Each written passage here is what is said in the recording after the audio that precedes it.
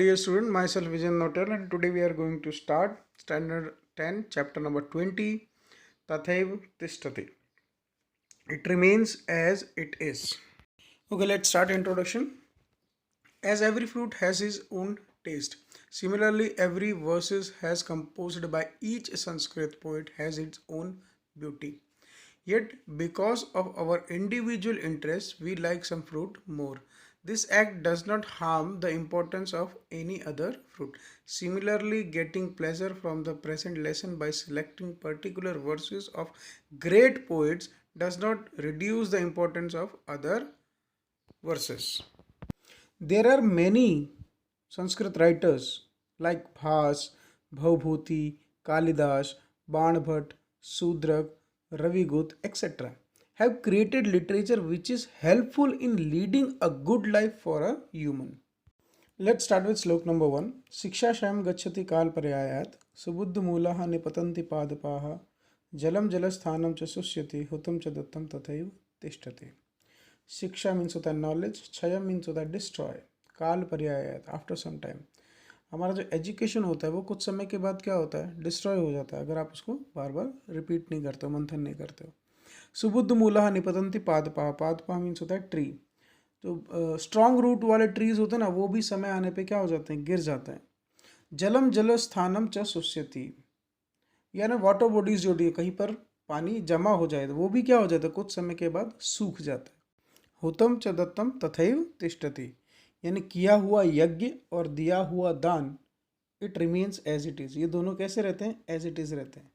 हुतम मतलब ऑब्लेशन, दत्तम मतलब चैरिटी जो आप करते हैं.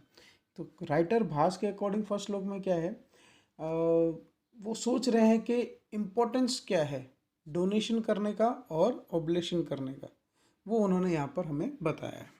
सेकेंड श्लोक, it is taken from Kalidas Malavikagnimitra. It advises a person to take his own decision without being guided by other.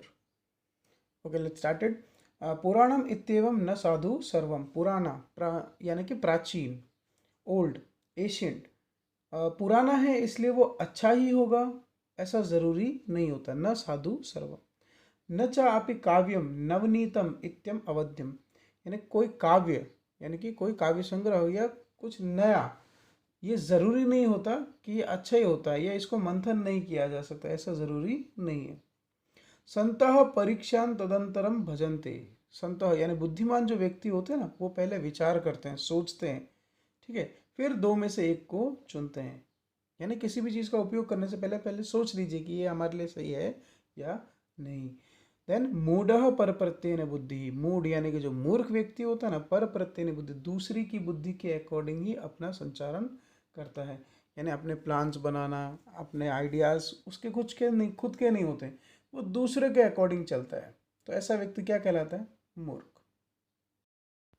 Okay, third shloka, it is about the status of a gentleman's mind.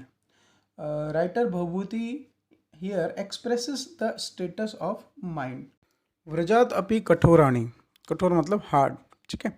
Vraj मतलब ये भगवान इंद्र का जो वेपन होता है ना, वज्र, उससे भी ज़्यादा कठोर. मृदुनी कुसुमानी. मृदु मीन्स बहुत ज़्यादा सॉफ्ट, कुसुम मतलब फ्लावर, फूलों से भी ज़्यादा कोमल मन वाला, यानी कठोर से कठोर और कोमल से भी कोमल. लोकोत्तारणम चेतांसिम को न विज्ञातुम अर्हति. ऐसे महान पुरुषों को कौन नहीं जानता है, यानी कौन है ऐसा व्यक्ति जो इनको जानने में असमर्थ होता है. लोकोत्तारणम चेतांसि को न विज्ञातुम अर्हति. Writer Bhavabhuti. In fourth slok, Banbhat expresses or creates a real picture of a bad nature man. अन्यस्मान लब्धपदो नीचः प्रायेण दुसहो भवति. अन्यस्मान यानी दूसरे के द्वारा, प्रायेण मतलब ऑलवेज, दुसहो मतलब अनबेरेबल. किसी और व्यक्ति के द्वारा जब कोई व्यक्ति किसी पद को प्राप्त करता है, कहने का मतलब सिफारिश से, तब क्या होता है, रविर न दहति तादृशी यादृशी दहति वालुकानि. एक तो वो दुसह हो जाता है, वो व्यक्ति अनबेरेबल हो जाता है, उसको सहन नहीं किया जा सकता, असहनीय हो जाता है. उसके लिए एक एग्जाम्पल दिया है बताने के लिए. रविर न दहति, रवि अर्थात होता है सूर्य, दहति मतलब बर्न करना. तादृशी यादृशी दहति वालुक, वालुक मतलब रेत.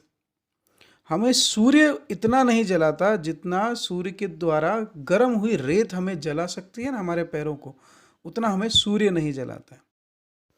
नाउ श्लोक number 5, it is taken from Mrichchhakatikam of Shudraka. The difficulties of life helps men to learn the importance of happiness that follows. It presents the unhappy emotions of a poor man. Let's start it. सुखम ही दुखम अनुभूय शोभते। सुख मतलब happiness, दुख मतलब sorrow. सुखम ही दुखम अनुभूय शोभते। हैप्पीनेस तभी अच्छी लगती है या उसका फीलिंग तभी आता है जब हमने दुख देखा हो, यानी दुख देखने के बाद ही सुख का एहसास किया जा सकता है। धनांधकारेषु दीप दर्शना, उसके लिए एक एग्जाम्पल दिया है। धनांधकार जैसे बहुत अंधेरा हो ना, उसमें दीपक देखने के समान होता है, यानी अंधकार में आपके हाथ में कोई लाइट दे दे, दीपक दे दे, उसके समान दुख के बाद आने वाले सुख की अनुभूति होती है। थर्ड लाइन, सुखात यो याति नरो दरिद्रताम। सुख से जो व्यक्ति दरिद्रताम यानी कि पुअर्टी की तरफ जाता है, सुख से जो व्यक्ति दुख की तरफ जाता है, सौरों की तरफ जाता है। धृतः शरीरेण मृतः स जीवति। धृतः शरीर यानी शरीर होने पर भी, मृतः स जीवति वो मरे हुए के समान है, वो एक सुख के समान होता है। यानी दुख देखा हो जिसने, उसको सुख का अनुभव होता है, और जिसने सुख देखा है उसके बाद यदि उसको दुख मिले तो वो शरीर होते हुए भी मृत के समान लगता है। The last slok, it is taken from the literature of Ravi Gupta.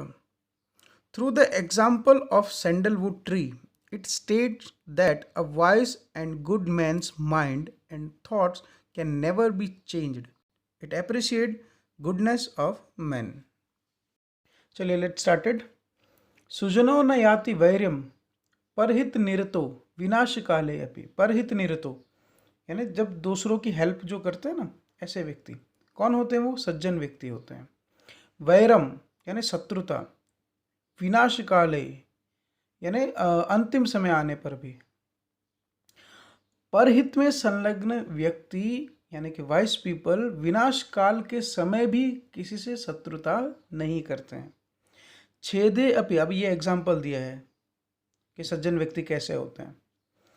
छेदे अपि चंदन तरु सुरभयति मुखम कुंठारस्य। छेदे मतलब होता है कट करना, चंदन तरु मतलब सैंडलवुड, सुरभयति मतलब फ्रेगनेंट, मुखम मतलब अग्रभाग, कुंठारस्य यानी कि एक्स यानी कि कुल्हाड़ी। तो चंदन का जो वृक्ष होता है, जब उसको कुल्हाड़ी से काटा जाता है, उस कुल्हाड़ी पर भी वो अपनी खुशबू को छोड़ देता है। चंदन का वृक्ष कुल्हाड़ी के द्वारा काटे जाने पर भी उसके अग्रभाग को सुगंधित बनाता है। तो सज्जन व्यक्ति ऐसे ही होते हैं, ना तो वो अपना नेचर कभी चेंज करते हैं किसी भी सिचुएशन में, वो सज्जन ही रहते हैं, और किसी से कभी वैर भी नहीं करते। ओके, तो होप आप लोग को ये पूरा चैप्टर समझ में आ गया होगा। घर पे रहिए, सुरक्षित रहिए। Good bye.